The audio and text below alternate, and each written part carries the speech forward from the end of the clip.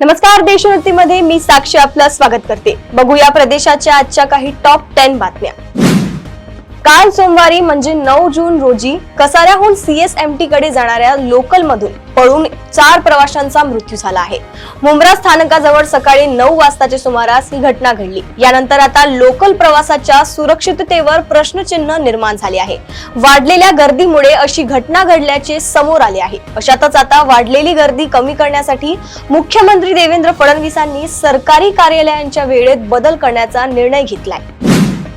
OBC नेते लक्ष्मण हाके यांनी फेसबुकवर एक पोस्ट लिहिली आहे। ती एकदम व्हायरल झाली आहे। पंढरपूर येथे त्यांनी माध्यमांशी बोलताना राष्ट्रवादीवर निशाणा साधलाय। राष्ट्रवादीचा वर्धापन दिन ओबीसी भटक्या विमुक्तांसाठी काळा दिवस असल्याचा आरोप त्यांनी केलाय।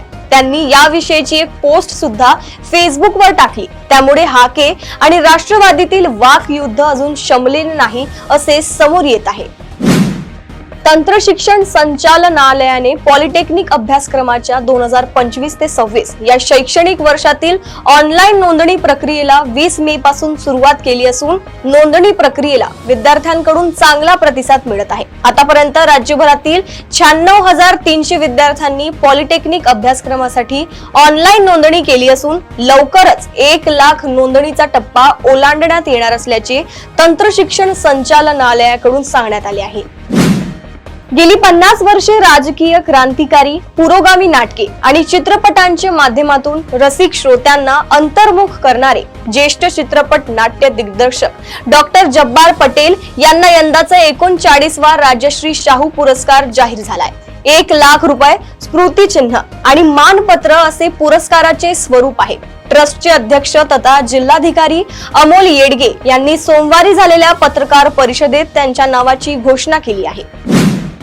सायबर गुन्ह्यांमधील विविध घटना आणि तक्रारी सायबर पोलिसांपर्यंत पोहोचतात, मात्र थेट मेटा कंपनीकडून भारत सरकारला वेगवेगळ्या राज्यांमधील चाइल्ड पोर्नोग्राफीच्या कृत्य करणाऱ्या प्रोफाईल धारकांची माहिती पुरवण्यात आली आहे। या आता नाशिक सायबर पोलीस देखील चाइल्ड पोर्नोग्राफी प्रकरणी गांभीर्याने तपास करत आहेत। या प्रकरणी नाशिकमध्ये एकूण 357 जणांविरोधात सायबर पोलिसांनी गुन्हा दाखल केलाय।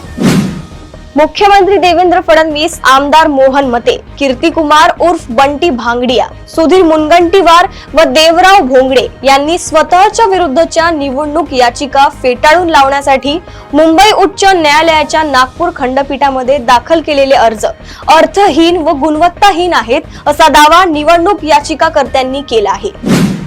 गत 12 वर्षापासून रखडलेला भेल प्रकल्प सुरू होत नाही आणि शेतकऱ्यांना जमिनीही परत दिल्या जात नाही।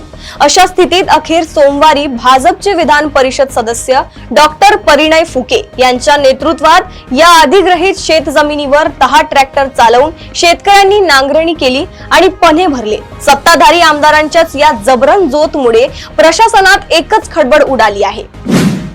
राज्यातील मद्यप्रेमींसाठी चिंताजनक बातमी आहे। आज राज्य मंत्रिमंडळाची बैठक पार पडली। यावेळी राज्याच्या महसुलात वाढ करण्यासाठी राज्य उत्पादन शुल्क विभागाने मद्यावरील शुल्कात वाढ करण्याचा निर्णय घेतलाय। भारतीय बनावटीच्या विदेशी मद्यावर 1.5% वाढ करण्याचा निर्णय घेतला आहे। आता मद्यावरील शुल्क वाढीमुळे राज्याच्या तिजोरीत 14,000 कोटींचा महसूल वाढणार आहे। आर्थिक विकासामध्ये पिछाडीवर असलेला बीड जिल्हा हा सामाजिक विकासामध्येही मागे असल्याचं वेळोवेळी दिसून येतंय। गेल्या वर्षी एकट्या बीड जिल्ह्यामध्ये 300हून अधिक बालविवाह झाल्याची नोंद आहे, तर 258 बालविवाह थांबवण्यात प्रशासनाला यश आलं। या प्रकरणी 18 जणांवर गुन्हा नोंदवण्यात आलाय। जेवढा बालविवाहाची नोंद झाली आहे त्यापेक्षा कितीतरी पटीने अधिक बालविवाह झाल्याची चर्चा जिल्ह्यामध्ये आहे। नांदेड जिल्ह्यातील हिमायतनगर मध्ये एक धक्कादायक घटना घडली आहे।